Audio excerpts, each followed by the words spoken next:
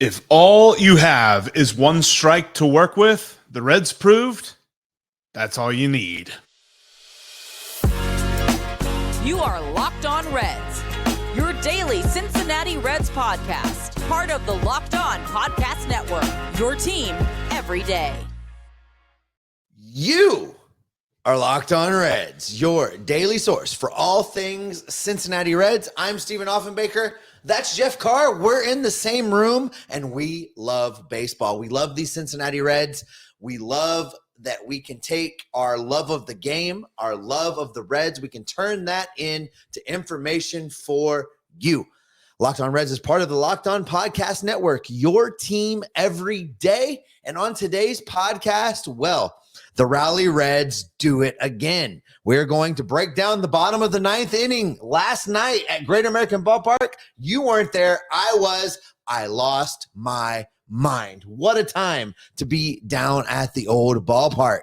We're going to be digging into Hunter Greene, and we're going to discuss whether or not he can be an ace or if he can even be a starter. You and we're going to have a conversation coming up here in just a few minutes. And the Reds are on the road. They head to Philadelphia. Old friend Nick Castellanos alert. The Reds are going to be taking on the Philadelphia Phillies in a tough series, and we're going to break that down for you as well. All right, Jeff, before we get into any of that, is that correct? This episode is brought to you by PrizePicks, the easiest and most exciting way for you to play daily fantasy sports. Go to prizepicks.com/LockedOnMLB, all lowercase, and use the promo code LockedOnMLB, all lowercase, to get $100 matched on your first deposit. Up to $100, they're going to match it. That gives you $200 to play with on PrizePicks. Just head to prizepicks.com today. All right, Jeff, let's dig into this because, listen, I was losing my mind down at Great American Ballpark last night. You have a lengthy text thread from me to verify that it was a time to be alive down there at the old ball yard.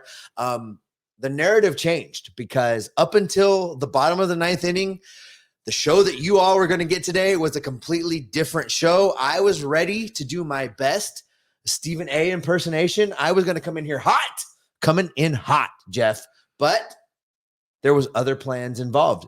Jonathan India had the single best at-bat of his life heading into this in the bottom of the ninth, followed by Will Benson, who just was teasing us the entire series. You and I talked about this while we were sitting at the ballpark. We talked about this while we were watching replays of the game. Will Benson was flirting with the power, right? Like he was hitting the ball harder than we've seen him hit it in a long time. And he was just teasing us. The home run was coming. Bam, there it was. 2-run homer, ties the game. And then Christian Encarnacion-Strand, the guy that couldn't get on base, the guy that was the butt of jokes across X for all of the third game of that series, the guy that some of you, I saw you, the receipts are available, called for him to be sent to Louisville before the game was over. Christian blasted one. CES for the win, walk-off home run. What a time down at Great American Ballpark. Yes, may I welcome you to baseball season where 3 games a season does not make. But that is why with one swing of the bat, you can completely change your opinion of one player. And that is why baseball is so amazing, because he can go the entire series and yes, strikeout after strikeout, double play after double play, just rolling over top of it. Yes, so many of them. It felt like David Bell putting him in the 3-hole was maybe the worst decision he's ever made in his life. I gotta say that our buddy Rick Terrell out of Wick Terrell, I screwed that up. Reds reporter had a thing with CES talking about Christian Encarnacion-Stranded versus Christian Encarnacion homered. He definitely and that was right. That was the best. That was his tweet of the lifetime, I think, because CES delivered. And CES's walk-off homer, I think, is still going up. It has not landed yet. It's still crossing the globe. I think some folks across the globe will probably be seeing it go by in the nighttime sky. But when it came to this ninth inning, this whole game 3 was a continuation of game 2, where it just seemed like the Reds couldn't get out of their own way. The Nationals did nothing to win game 2. The Nationals were doing nothing to win game 3. I think they stranded even more runners than the Reds did throughout the double entire digits, series. both games. The Nationals were at like 11 in game 2 and at least 10 in game 3. It was a significant number. It was bad. And the fact that the Reds were able to take advantage of that and get the win in game 2, get out of this series, winning 2 out of 3. This is how you begin the season, because you don't want to be hot right now. I firmly believe, and even if they had lost this series, I was coming in ready to go with this, is that they're just getting started. The good news is they're just getting started at 2-1. Hey, listen, as I said, this is a whole different show than you were going to get had the Reds lost this game, because for me, it was going to be absolutely deflating if they opened with a series loss to the Washington Nationals. Sure. This is a series that they absolutely had to win. I mean, it really, and you may be shaking your head and you'd be saying, really, Steve, like series number 1 must win right out of the gate? Yes, because this is a team that is notoriously bad in April. Bad. They're bad in April, Jeff. Mm-hmm. And this is a team that can't afford to be bad in April this year, because we've talked about this May schedule. We've talked about what is coming. We've talked about that this is a team that at the end of May needs to be 500. And in order to be 500 at the end of May, they're going to have to perform at probably a 600 level in April, because May, if they can come out of May at 400, I'll consider that a success. So you balance the 2 out, 500 for the 2 months. They absolutely have to win as many series as possible in the month of April. And for them to rebound, for them to do what they did out at Great American Ballpark last night, heading off into Philadelphia, that's a game changer. It just changes. I mean, look, we were dejected. I was hanging out with a lot of the off-book Reds podcast community. You know, Tim Daniel from Late Night Reds was out there, a bunch of the group. We were all hanging out together.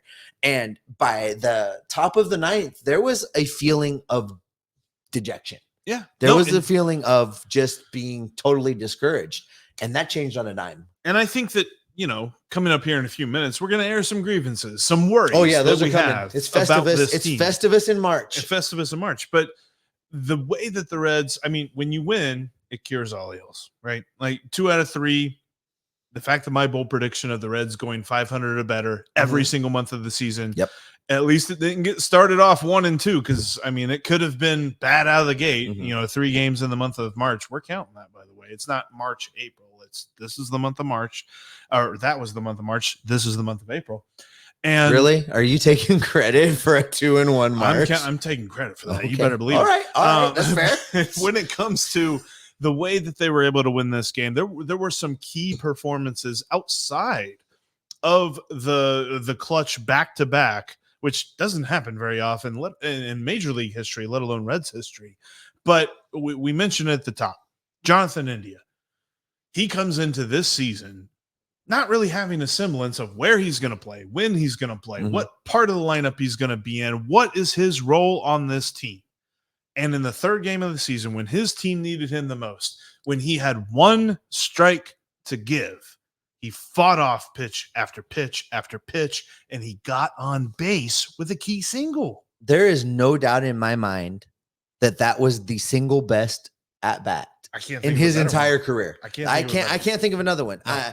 He had the tapper down the line, down the third base line. It was kind of a swinging bunt that he was going to leg out if it had been fair, but it wasn't. And they called it foul, and he gets back in the box and he battles again. Right. And he just kept battling and battling and battling.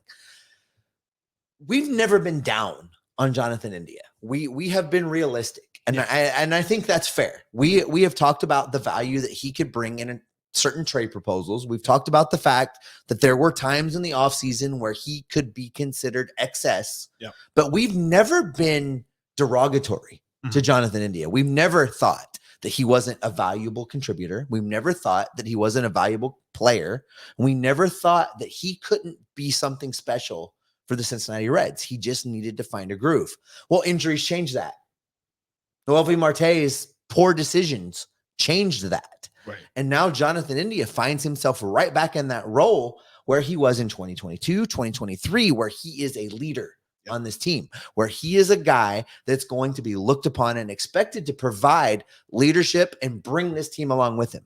And he did that last night at Great American Ballpark. I can't sing the praises enough of what Jonathan India did in that at bat in the 9th inning, because absent Jonathan India, the Reds do not win that game. What was it? 11 pitches, 12 pitches, 11, 12 like pitches. He fouled off so many. Battle.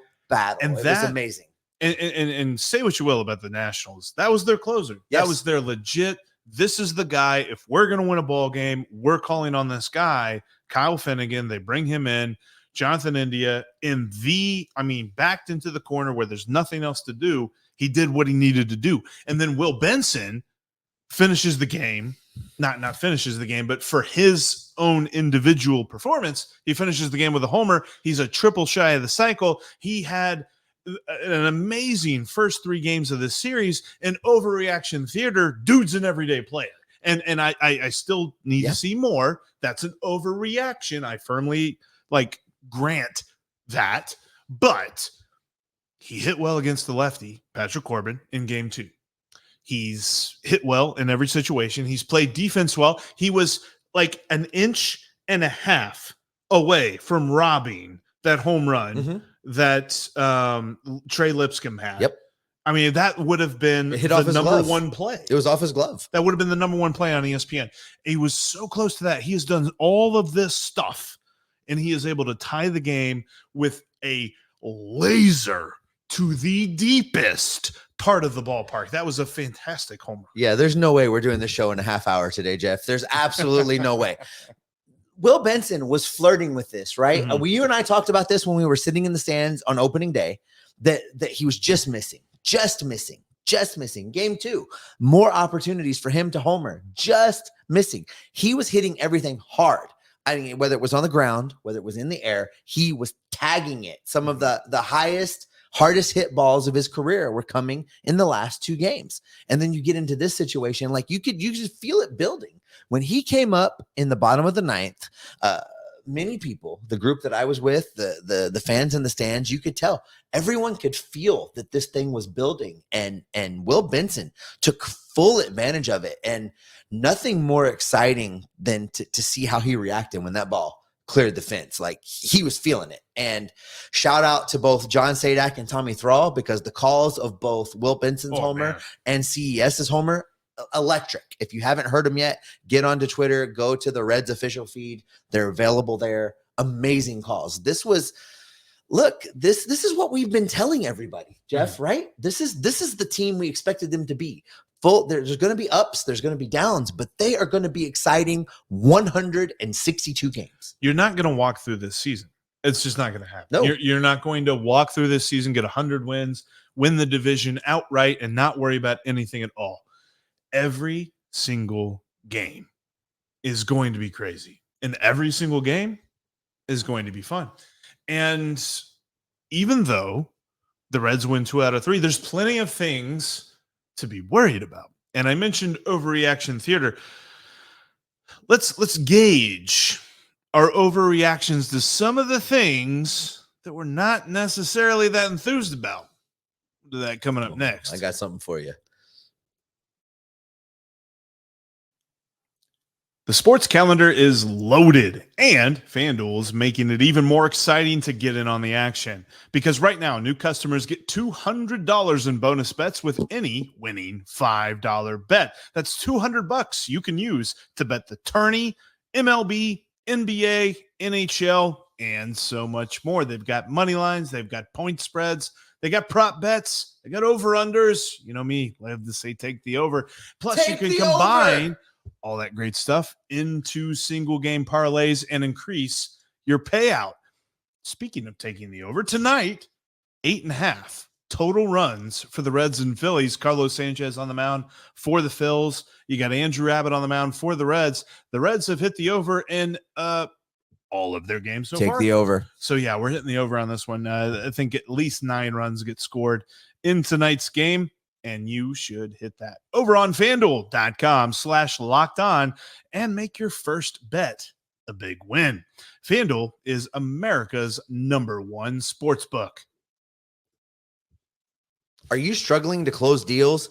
B2B selling is tougher than ever, and that's why I want to tell you about LinkedIn Sales Navigator. LinkedIn Sales Navigator is a sales intelligence platform that helps professionals effectively prospect and engage high-value customers, drive higher revenue, and increase sales performance. Sales Navigator helps you target the right buyers, surface key signals such as job changes or which accounts you should prioritize, and it shows you hidden allies so you can find those buyers that are most likely to convert. Fueled by LinkedIn's 1 billion member platform, Sales Navigator gives you the most up-to-date, first-party data enabling so that you can unlock conversations with the people that matter. Right now, you can try LinkedIn Sales Navigator and get a 60-day free trial at linkedin.com/lockedon.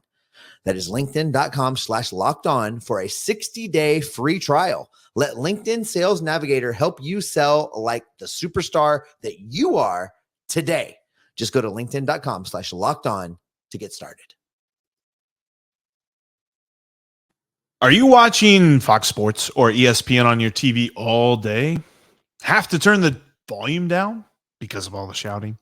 Make the switch to Locked On Sports today, a free 24/7 sports streaming channel programmed for you every day to bring you the biggest stories without all the screaming. Locked On Sports Today brings you can't miss analysis, opinions, and news, streaming 24/7 on YouTube or the free Amazon Fire TV channels app, part of the Locked On Podcast Network. Your team every day. And four of all of our everydayers out there, coming up on the next Locked On Reds podcast, Andrew Abbott is pitching.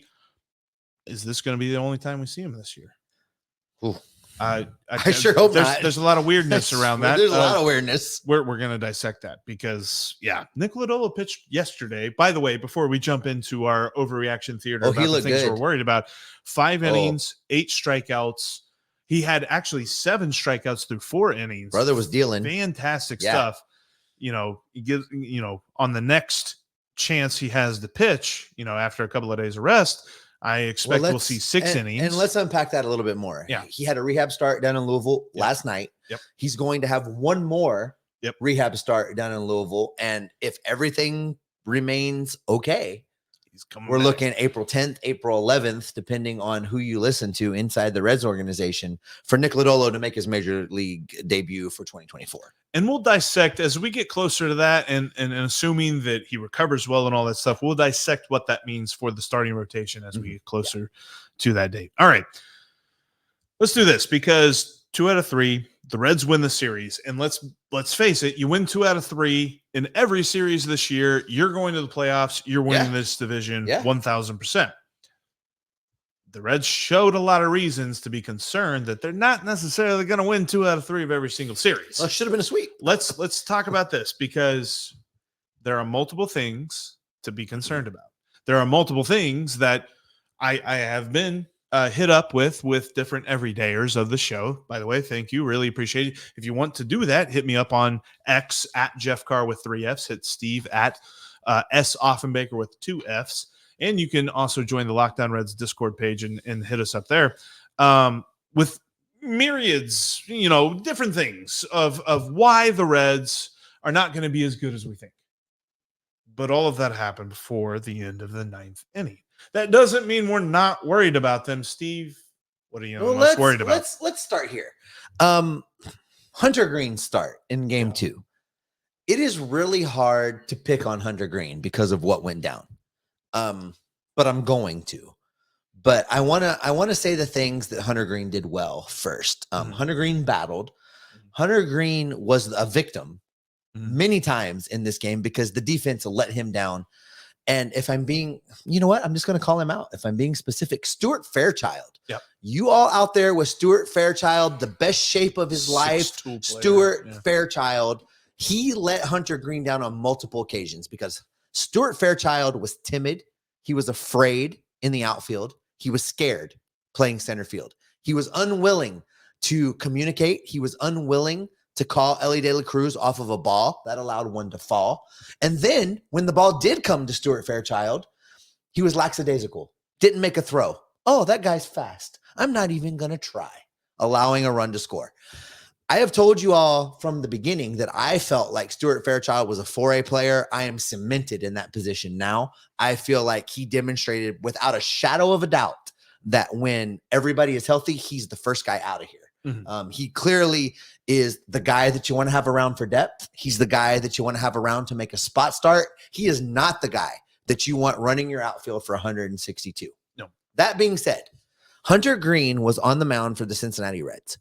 And we spent all offseason talking about Hunter Greene's adding pitches. Hunter Greene is finally going to take that next step.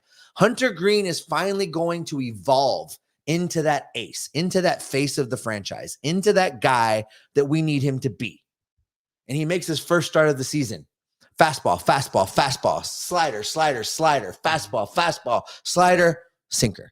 Fastball, fastball, fastball, fastball, fastball, slider, slider, slider.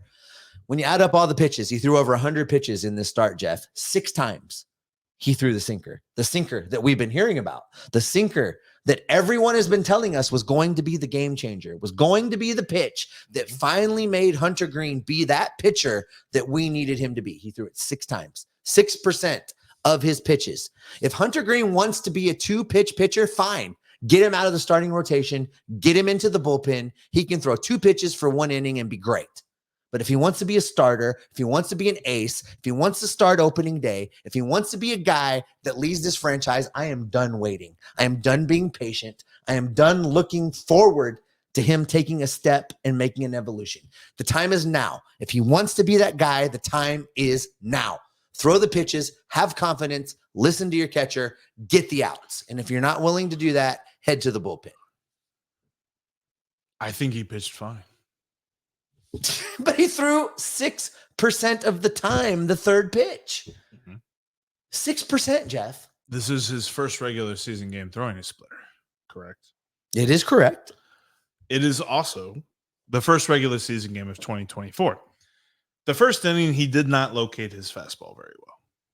The second, third, fourth, even I would say the fifth, because I felt like the fifth, he was really trying to work in the secondary pitches a lot more. He threw his slider more than he threw his fastball. His fastball is his best pitch. That's true. I think that the 50-something% to 40-something%. Yeah. I think the key thing for him is continue working the splitter in, but locating the fastball is the most important thing. Because if you can drop that in, and we saw this on multiple occasions, whether we're watching the Diamondbacks and the Rockies, whether we're watching the Dodgers and the Cardinals, all the different opening series, the Yankees and the Astros that we saw, the pitchers who could locate their fastballs were the ones that got in and out of the inning very quickly. Gavin Stone, a young pitcher for the Dodgers, was able to do this on a couple of different occasions. Even though he did not end up factoring into that decision, that the point that I'm making here is locating your fastball is the most key thing. And I think for me, he's going to continue to work in that split finger because he threw that split finger 6 times. And while 6 times a scouting report does not make, I believe we'll see that more because that's more times in a game than I can remember him throwing the changeup. Okay, that's fair. I don't recall a game in his first 2 years that he threw a changeup more than that. Maybe there was a game where he threw it 7, 8, or 9 times, but I can't think of a game where we're just like, man, that changeup was there. Like, I think that the split finger is only going to become more a part of his repertoire. And I put a lot of onus on this on the way that the fielding played. And yes, Stuart Fairchild didn't do very well in this, but there were multiple plays, whether it be on the infield or the outfield, whether it be the way that Tyler Stevenson was, or that Luke Maile was framing him, or whether it be, some different chances that Luke Maile had to throw out a runner or a pickoff attempt or things like that. There were also some occasions, and I'm not going to say that this is a reason that anybody does wrong, but the umpire did him no favors with the strike zone. I really feel like Hunter Greene pitched fine. All right, let's do this. I have a lot more to say. Okay. And I want to get to it. But let's get to our break. And coming out of the break, we'll finish up this Hunter Greene conversation, and then we will talk about the upcoming Philadelphia Phillies series and why it's going to be hard for the Reds to really get out to what's considered to be a fast start. Today's episode is brought to you by Amazon Fire TV. Fire TV is your destination for sports, from live games to highlights to in-depth analysis. Fire TV offers amazing viewing experiences with smart TVs, as well as the Fire TV stick that you can plug into your existing TV, and it provides access to millions of movies and TV episodes, as well as free and live TV. Whether it's opening weekend for baseball or the college basketball tournament, you're going to want to have Fire TV. Fire TV recently created Fire TV channels to deliver a constant supply of the latest videos from your favorite sports brands, all for free.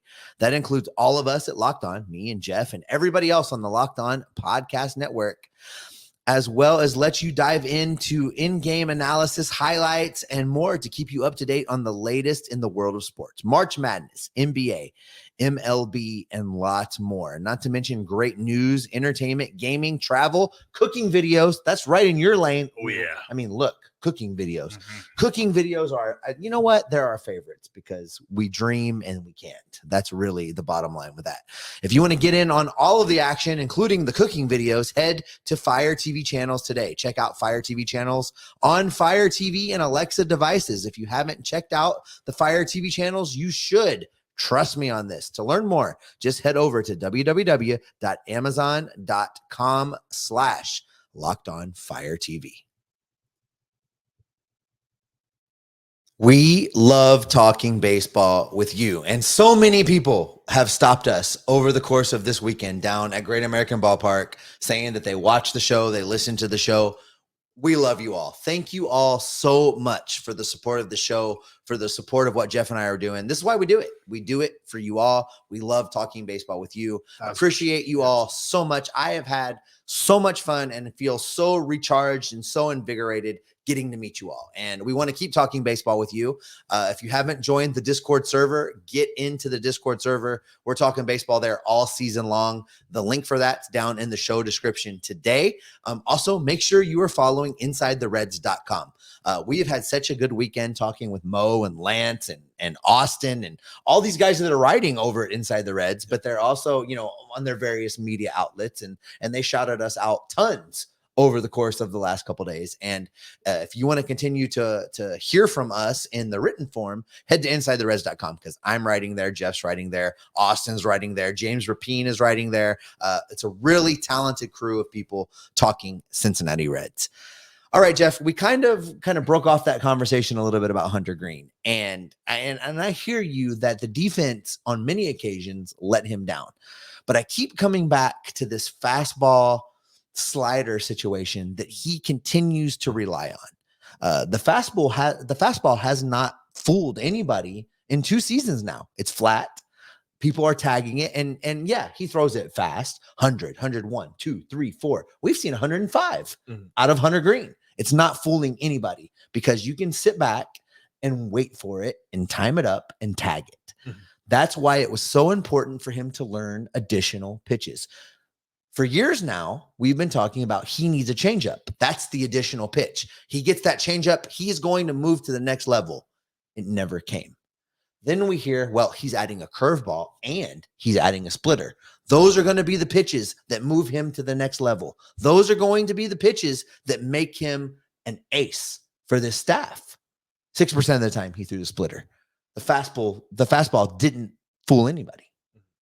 He struggled. Now, it wasn't a terrible start.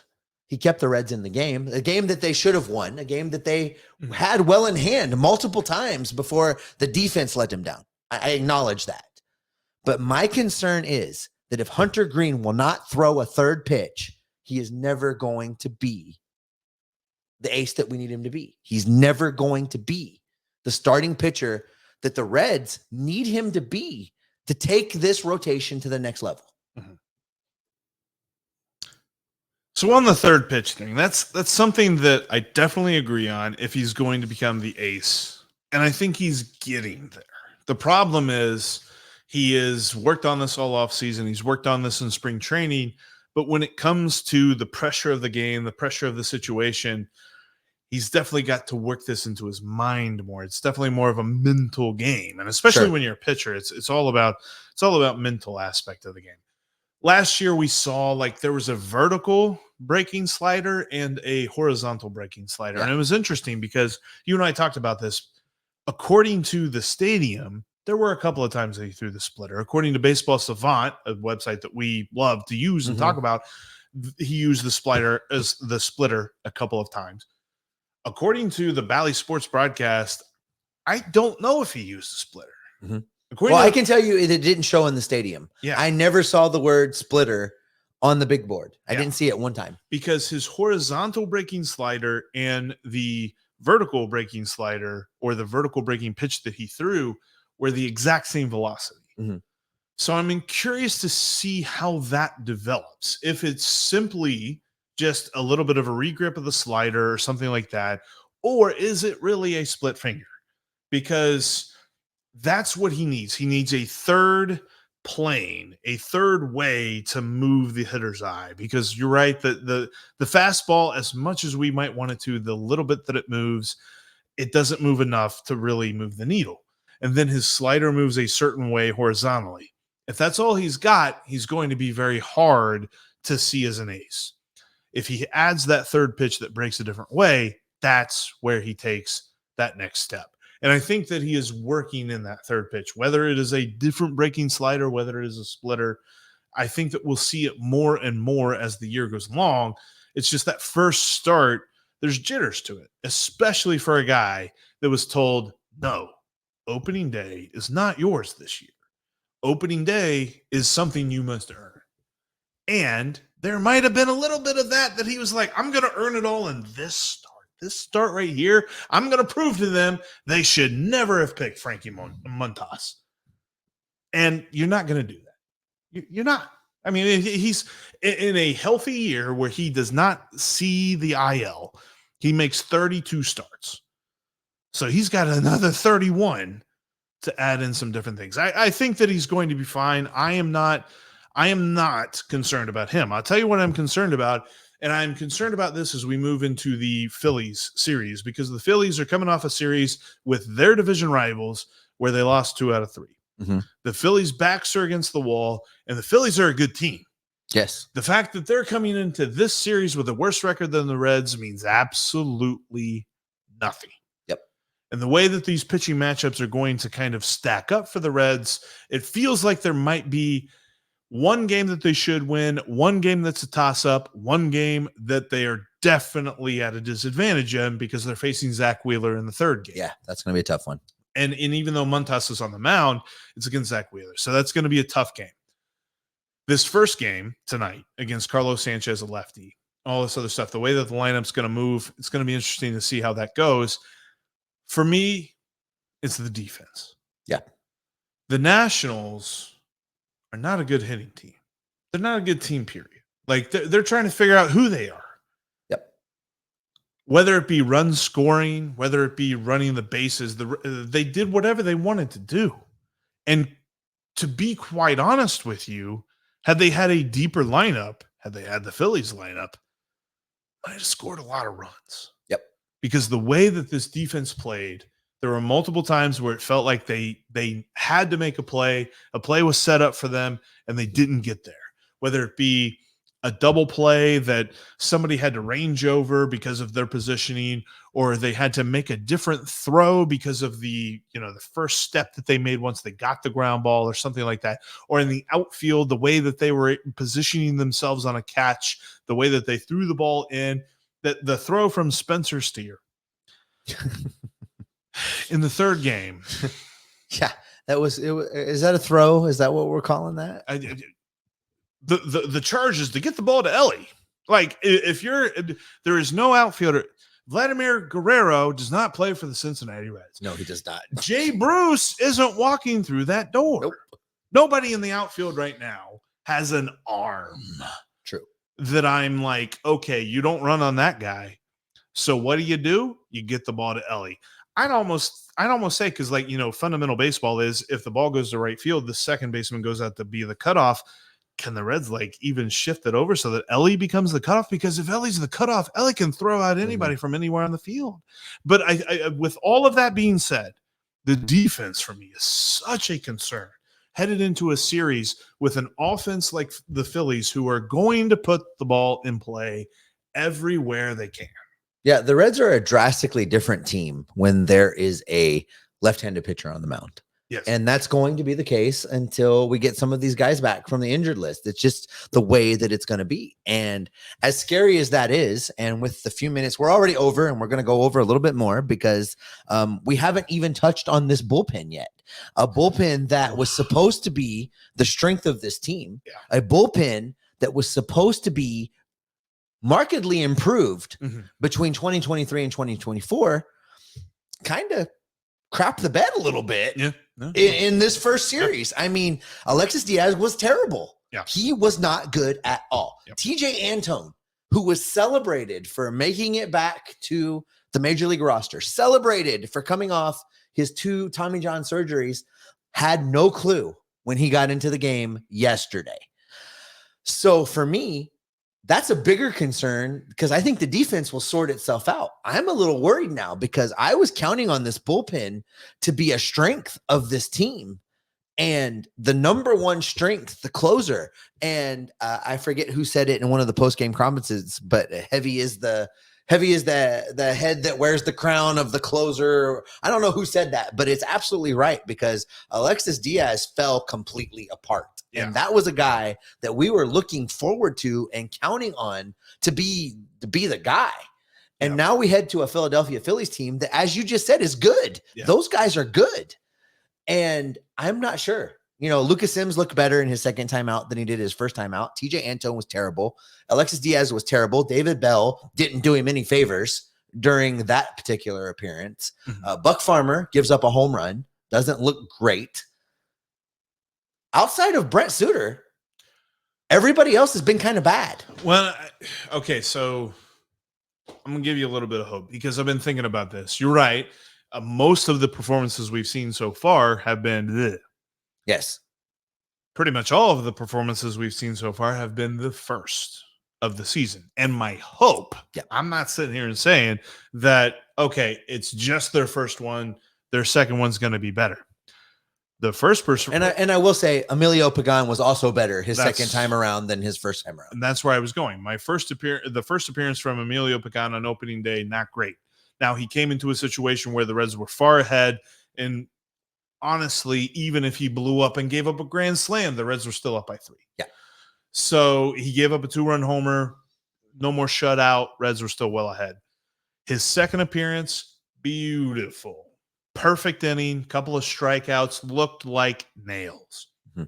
And I think there is an aspect of just more reps that we get into here.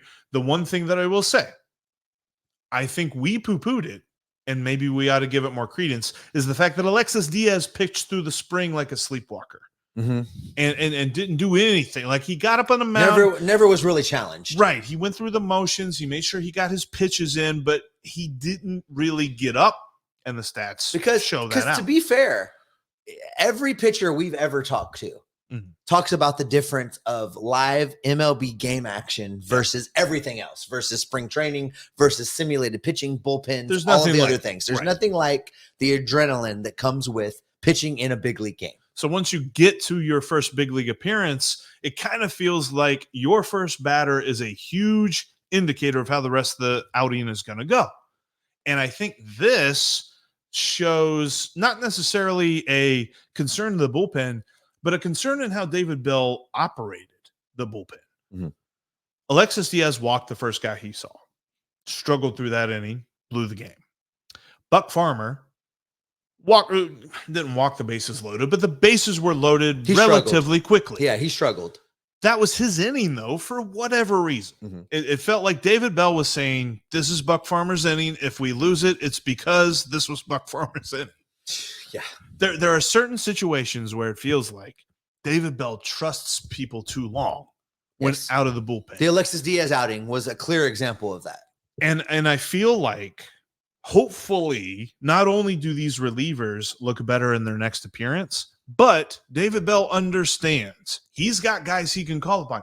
If Alexis Diaz is struggling out of the gate, he's got Brent Suter. If Buck Farmer's struggling, you got Emilio Pagan.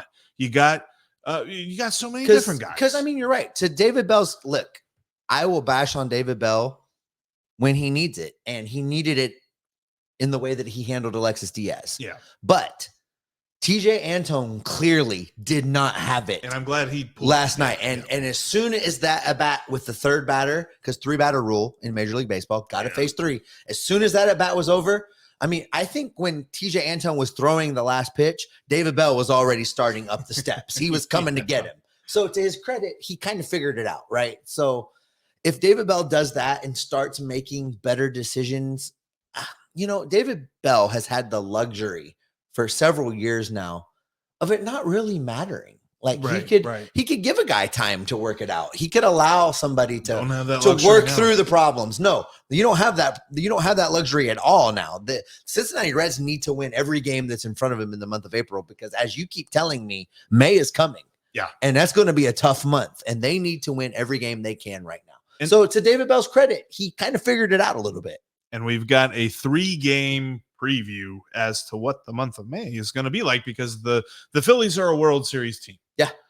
Whether it be fielding, whether it be lineups against lefties, whether it be the bullpen, and how David Bell manages all of it, it's got to be on point in these next 3 games. We're going to be with you every step of the way. We appreciate you for checking out today's Locked On Reds podcast, but that's where we're going to end today's podcast.